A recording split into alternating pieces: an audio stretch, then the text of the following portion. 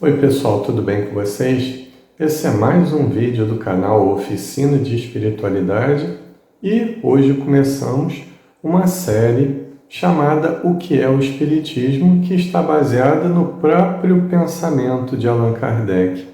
O que faremos nessa série, que começa a partir desse vídeo, é simplesmente comentarmos e tecermos algumas considerações acerca do pensamento do próprio Allan Kardec em relação ao que ele concebia como Espiritismo. Nesse livro, O que é o Espiritismo, que vai ser a base inicial do nosso trabalho, no qual ele primeiro define o que é o Espiritismo e começa alguns diálogos com tipos diferentes de pessoas e acaba por fazer um pequeno resumo da doutrina espírita. Esse livro foi escrito para principiantes, para que pudessem ter um acesso mais fácil aos princípios que a doutrina espírita nos oferta.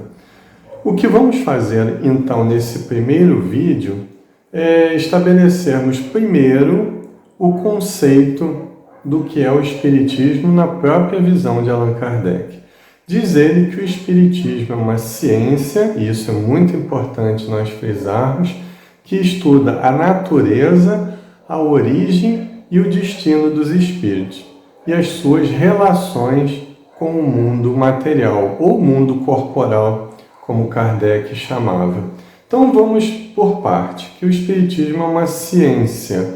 Isso nós vamos aprofundar no decorrer dessa série, porque apesar de o Espiritismo ter seu aspecto religioso ou voltado para o desenvolvimento da espiritualidade, da moral, da ética, ele nasceu como uma ciência, não uma ciência acadêmica que pesquisa algo no mundo material, mas uma ciência espiritual que pesquisa justamente o mundo espiritual e que trata, através da mediunidade, da origem da natureza e do destino dos espíritos, que somos nós mesmos. Então, poderemos dizer com Kardec que o Espiritismo é uma ciência que trata da origem da natureza e do destino de nós mesmos, né? Porque todos somos espíritos, ainda que estejamos encarnados.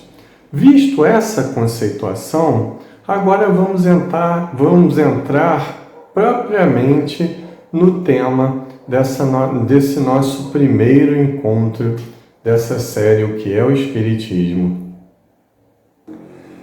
Visto o conceito do que é o Espiritismo pelo próprio Allan Kardec, agora nós vamos ver o que nos motivou a fazer esse primeiro vídeo de acordo com o pensamento do Mestre de Lyon.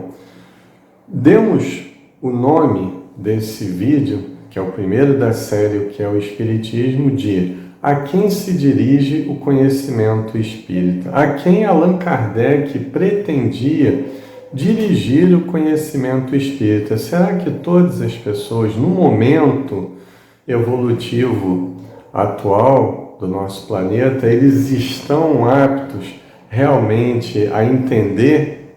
Será que todo mundo que está apto realmente quer entender e incorporar esse conhecimento para a vivência do dia a dia? Essas são algumas questões que nós vamos tentar responder agora. Allan Kardec dividiu muito bem a questão dos incrédulos, né? São os incrédulos por ignorância, aqueles que são bastante maleáveis e abertos ao conhecimento, e os incrédulos por sistema. Allan Kardec se refere sempre ao ensinamento para os incrédulos por ignorância, aqueles que ainda não tiveram a condição de se instruir e, logicamente, querem se instruir sem ideias preconcebidas, sem preconceitos e sem já possuírem uma crença que os tornou fundamentalistas ou fanáticos, por assim dizer. Então, Allan Kardec se dirigia sempre àquelas pessoas com cabeça aberta, né? Os incrédulos por ignorância. E nós vamos tirar um pequeno trecho de um diálogo dele, lá no capítulo 1, que ele dialoga com o crítico, nós vamos ver a quem se dirige realmente o conhecimento espírita na própria visão do grande mestre Allan Kardec. Acompanhamos então o pensamento dele a respeito. Não pretendo forçar convicção alguma quando encontro pessoas que sinceramente desejam instruir-se e dão-me a honra de pedir-me esclarecimentos. Folgo e cumpro um dever respondendo-lhes nos limites dos meus conhecimentos. Quanto aos antagonistas, porém que, como vós, têm convicções arraigadas, não tento um passo para delas arredá-los, atento a que é grande o número dos que se mostram bem dispostos para que possamos perder o nosso tempo com aqueles que não o estão. Vemos que Allan Kardec, então, como já nos referimos anteriormente, ele se preocupa com aqueles que ainda não têm uma opinião formada ou que a têm de forma fragmentária, mas não são preconceituosos, estão abertos realmente ao que os fatos e o conhecimento teórico têm-lhes a oferecer. São a essas pessoas que o grande mestre refere-se em seu incerto, porque aqueles que têm crenças arraigadas, realmente Allan Kardec não se preocupava com eles. A nossa obrigação, segundo o pensamento dele, não é tentar convencer ninguém, ou seja, fazermos proselitismo para aumentarmos a quantidade de adeptos na doutrina espírita ou no movimento espírita. A nossa preocupação é ensinarmos com qualidade e a verdadeira proposta espírita que está na própria obra de Allan Kardec. Então, a partir desse pensamento de Kardec, aliás, que também teve muita dificuldade no início em ir ao fenômeno, porque ele teve conhecimento do fenômeno mediúnico das mesas girantes por um amigo e alguns meses depois teve um novo chamado, um novo convite, e só alguns meses após ele resolveu ir à sua primeira reunião mediúnica, sem ideia preconcebida, sem preconceito, mas apenas para avaliar de forma imparcial os fatos que ali se apresentariam para ele. Então esse era o critério de Kardec, baseado no bom senso, Então, a partir dessa formação de pensamento, de que não adianta nós perdermos tempo com aqueles que não querem realmente aprender as ideias que nós ensinamos, o que não quer dizer que nós não devamos falar sobre espiritismo abertamente, mas quer dizer que nós temos que aprender a direcionar os nossos esforços, tanto em termos qualitativos quanto quantitativos, somente aqueles que querem aprender realmente sem ideias preconcebidas. Visto essa parte do trabalho, ou vista essa parte do trabalho, agora nós vamos aprofundar um pouquinho em algumas questões, sem, claro, nos prendermos especificamente a elas. Por exemplo, Allan Kardec estava conversando com um crítico na primeira parte desse capítulo 1. Aí nós perguntamos como espíritas, o debate é válido no movimento espírita? O que quer dizer criticidade na visão de Allan Kardec? São questões altamente provocantes, que nos levam a reflexões profundas de como nós estamos tanto estudando quanto divulgando a doutrina espírita. E é o próprio Allan Kardec, novamente, que nos socorre a respeito do tema, a fim de que possamos tirar uma conclusão mais ampla, fazendo a ponte do que é o movimento espírita atual em relação ao que era o movimento espírita na época de Kardec, no século XIX, na França, enquanto ele ainda estava encarnado. Vejamos, então, mais um fragmento do belíssimo e profundo pensamento de Allan Kardec. Disse ele: é somente por extensão que a palavra criticar se tornou sinônima de censurar. Em sua acepção própria e segundo a etimologia, ela significa julgar, apreciar. A crítica pode, pois, ser aprobativa ou desaprobativa. Fazer a crítica de um livro não é necessariamente condená-lo. Quem empreende essa tarefa deve fazê-lo sem ideias preconcebidas. Porém, se antes de abrir o livro já o condena em pensamento, o exame não pode ser imparcial. Está lá no capítulo 1 desse livro já citado, que é o Espiritismo. Então, olha só o que Allan Kardec nos diz, né? Primeiro, um trecho importantíssimo dessa leitura que fiz agora, no qual ele diferencia o ato de julgar como condenar, fazendo juízo preconcebido, baseado no preconceito, e, do outro lado, analisar. Primeiro de tudo, você tem que analisar algo, a qualidade de algo, senão você não tem elementos para julgar o que é melhor para você, o que é melhor para a sociedade. Então, nós vivemos basicamente de análise. E análise não é condenação, como o próprio Allan Kardec deixou bem claro aí nesse texto que acabamos de ler. Segundo lugar, um apontamento muito importante que ele também deixa: a crítica pode ser aprobativa ou desaprobativa, ou seja, ela pode ser construtiva, crítica construtiva, e ela pode ser crítica destrutiva. Como é que a gente pode identificar a diferença entre uma e outra? A crítica construtiva, ela sempre oferece soluções para os problemas que ela aponta. E a crítica destrutiva, nesse contexto em que estamos abordando, ela nunca apresenta as soluções que possam sanar esses problemas que nós estamos apontando. Então, nesse caso, seria a crítica pela crítica, né? Uma crítica de forma patológica apenas pelo prazer de contestar a pessoa ou as outras pessoas.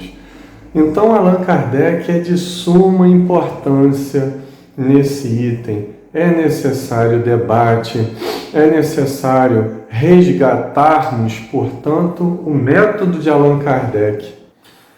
É necessário resgatarmos o método de análise proposto por Allan Kardec, composto pelo nome o Ensino Universal dos Espíritos, né?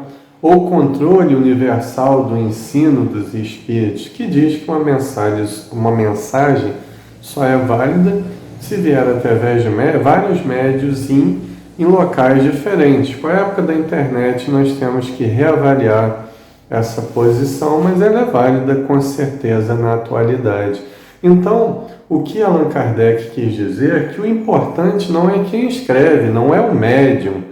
Ele pode ser o médium mais famoso, o médium mais caridoso, o médium mais dedicado. Mas ele pode se confundir ou pode interferir animicamente. Na interferência anímica é justamente aquela onde o médium contribui com as suas próprias ideias em relação ao que o espírito está ditando. Isso pode acontecer com qualquer médium, está escrito lá no Livro dos Médiuns, tão bem transparente como Allan Kardec deixou. O importante é o conteúdo dessa mensagem, se ele contradiz algum princípio da doutrina, se ele contradiz algum princípio que a ciência acadêmica já dá como fato, né? Porque a ciência também está em progressão, está em evolução. A ciência também não sabe de tudo, mas já há coisas que são comprovadas pela ciência que não podem ser contraditas através de mensagens mediúnicas. Esse aqui é o grande fato, o grande talento é fazermos a distinção entre uma coisa e outra, né? Entre essa ponte do que a ciência ensina através da pesquisa com o mundo material, com o outro lado, com o objeto de estudo do Espiritismo, que é o mundo espiritual, que são os próprios espíritos. Então, a partir daí, a gente vai elaborando uma consciência, tanto doutrinária, como uma consciência da unidade na diversidade, na qual nós vamos propor um embate, não um combate de ideias, né? Uma troca de ideias com respeito, com elegância, baseada em argumentos sólidos, tanto na obra de Kardec quanto em outras obras que fazem um comentário à obra de Kardec, também buscando isso em conhecimentos que não estão nem na doutrina e nem no movimento espírita, para fazermos essa grande ponte entre ciência e religião que Allan Kardec tão sonhou e tão trabalhou por ela no século XIX. Então, para fechar esse vídeo, a quem se dirige o conhecimento ou o pensamento espírita, nós vamos deixar aí o nosso resumo final com o pensamento do próprio Allan Kardec, que fala sobre o aspecto tríplice da doutrina espírita, lá no prefácio do livro O que é o Espiritismo. Então vamos acompanhar, porque é muito profundo e a gente vai tirar grandes reflexões para os próximos vídeos. Acompanhamos. O Espiritismo é ao mesmo tempo uma ciência de observação e uma doutrina filosófica. Como ciência prática, ele consiste nas relações que se estabelecem entre nós e os espíritos. Como filosofia, compreende todas as consequências morais que dimanam dessas mesmas relações. O Espiritismo nasceu de uma pesquisa, portanto, tem um caráter científico, não igual ao método das ciências acadêmicas, como já dissemos, mas também tem um conteúdo de pesquisa, portanto, nós podemos chamá-lo de científico. E o Espiritismo também tem dessa parte científica as decorrências filosóficas que vão nos levar às questões morais e éticas. E aí o aspecto, entre aspas, religioso dessa ciência chamada Espiritismo. Deixando bem claro que temos respeito por todas as formas de pensar, inclusive os que pensam diferente de nós, no movimento espírita, porque também levantamos essa bandeira da divulgação da doutrina espírita, mas a nós nos permitimos o direito de interpretarmos a doutrina de Allan Kardec baseada no próprio pensamento dele, retirando assim a essência do que esses amigos espirituais quiseram passar através do método desse grande intelectual do século XIX, nos espíritos mais brilhantes que já passaram pelo planeta Terra. Eu vejo muitas pessoas questionando por que elas não têm a mesma convicção, a mesma certeza da imortalidade da alma, da reencarnação, da mediunidade, ou seja, desses princípios que a doutrina espírita nos oferece. Em primeiro lugar, exige muito esforço, essa convicção, essa certeza, exige muita pesquisa, exige muita reflexão a respeito do que você lê, do que você estuda e, sobretudo, muita vivência. Uma vida, com certeza, não é o bastante para consolidar isso tudo. Isso é um trabalho de várias vidas, uns estão mais adiantados, outros ainda ficam na retaguarda, mas todos chegarão a essa compreensão mais ampliada do que seja realmente esse monumento de conhecimento, de transformação moral ou autotransformação, chamado doutrina espírita. Então, se você gostou desse vídeo, curta, comente e compartilhe para que ele possa chegar para mais pessoas. Se você gostou desse vídeo ou se gosta desse canal, inscreva-se, ajuda a gente a crescer para chegar a mais pessoas. Inscreva-se no nosso canal e, se você já é inscrito, aperte o botão do sino ao lado do botão de inscrição para que você possa receber informações a respeito de vídeos novos. Me resta agradecer por você ter chegado comigo até o final do vídeo. Meu nome é Marcelo Furtado e esse é o canal Oficina de Espiritualidade. Muita paz a todos.